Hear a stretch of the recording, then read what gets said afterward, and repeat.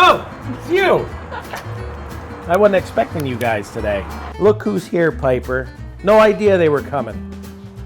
You just thought you could just drop in just like that. We're gonna drop everything we're doing.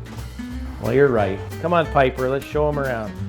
Quite a bit going on today. Down here we've got my daughter Rachel and Johnny. They're doing some custom coatings. Let's check that out. They're custom coating a small batch of white oak flooring and trim for one of our local contractors, John Dwyer. It's a beautiful wide plank, hand finished, all natural, no VOC oil finish. This machine does what they're doing for a much larger volume job. So we've got some completed jobs here, wide plank flooring. We've got some custom rain screen that was pre-finished on the spray machine yesterday. That's pretty stuff. We've got our AUs, that's an import from Africa. This is getting ready to be coated.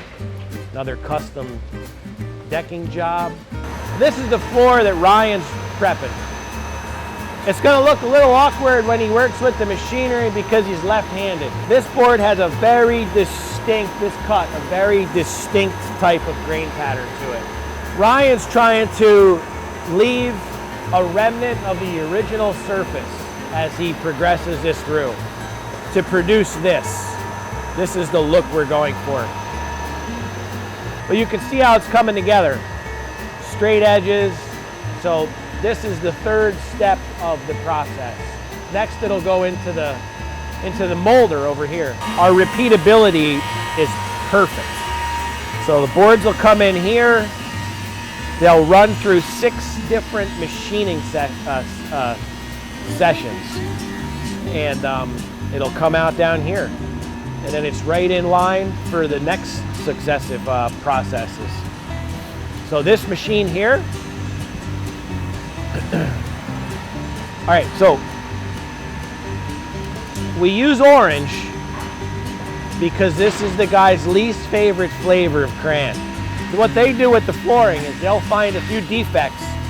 They'll mark the board. This here has an incandescent light. It'll see that reflection and cut it on the crayon mark. This is my oldest daughter, Hannah. So the flooring boards come through here. Hold on. This thing puts the groove on the ends, like it does on the sides, and it puts the tongue on the ends and the groove on the ends. I've never showed you guys the briquetting room. Let's check that out. Mikey's running this entire show today. Right now he's wrapping up, that's actually 2,000 pounds of wood briquettes. There's no additives. When you mill wood, the byproduct is sawdust. It's just pressed together, held together by the natural binders in the wood called lignin. Now, did Piper name those? Yeah, it's called a roof briquette. What do you got, Piper? What do you got? He picks up everything he can to feel important. Look at the size of this one here. This is a poplar log, and look at the size of this thing. So we're gonna make a couple of end grain tables where we're gonna cut it like this, and you'll see this side, like where the roots came out as the table. And then some huge table slabs out of this part. So we've got some kiln dried slabs all over the place.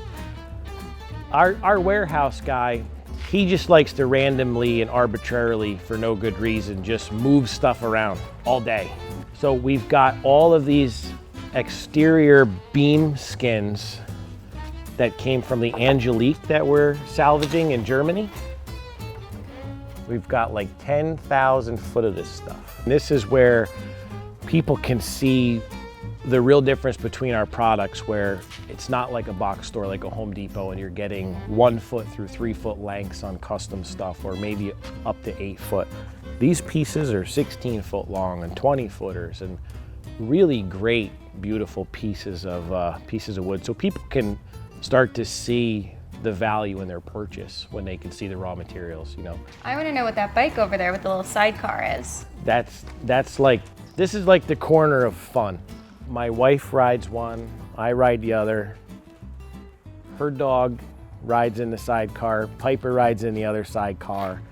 He's got goggles to go with him. Well, thank you for the tour today. You're welcome. You guys are welcome anytime. It's nice to know ahead of time. Sure, next preferably. time we'll give you a heads up. Thank you.